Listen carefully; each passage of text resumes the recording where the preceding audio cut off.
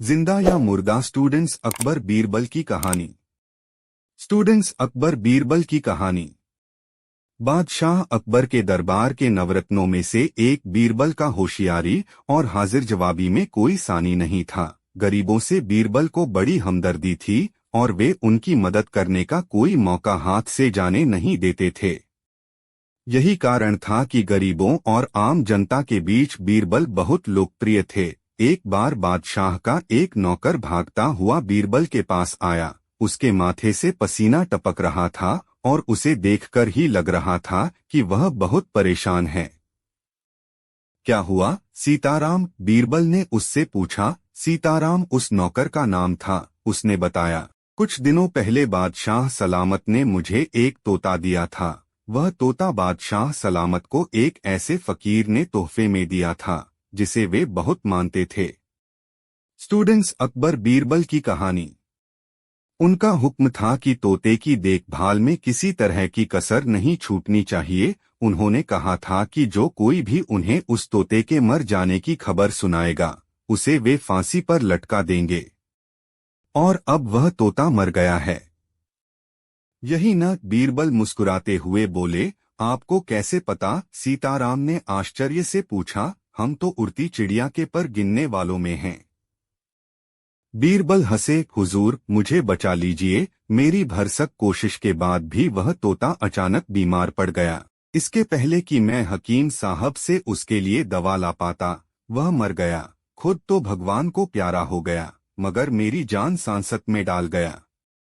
अब मैं बादशाह के गुस्से से कैसे निपटेंगे? सीताराम एक ही सांस में कहता चला गया। डर के कारण उसकी हालत खराब हो रही थी। तुमने ठीक से देख लिया है न कि वह मर गया है? कहीं ऐसा तो नहीं कि वह झपकी ले रहा हो और तुमने समझा हो कि वह मर गया है? बीरबल ने पूछा। नहीं नहीं हुजूर, वह जिंदा नहीं है। यह बात पक्की कर लेने के बाद ही मैं आपक पास आया हूँ, सीताराम ने बताया। अब बीरबल गंभीर हो उठे। वे सीताराम को भरोसा दिलाते हुए बोले, चिंता यहीं छोड़कर सुकून के साथ घर जाओ। बादशाह को उस तोते के मर जाने की खबर मैं सुनाऊंगा।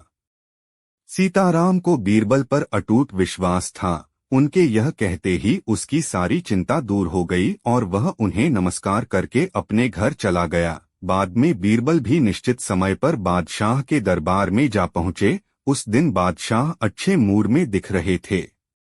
उपयुक्त मौका समझकर बीरबल बादशाह से बोले, बंदा परवर, मैं आज ही उस तोते को देखने गया था जो आपको फकीर साहब ने तोहफे में दिया था। सच, फकीर साहब का वह तोता भी किसी फकीर से कम नहीं है।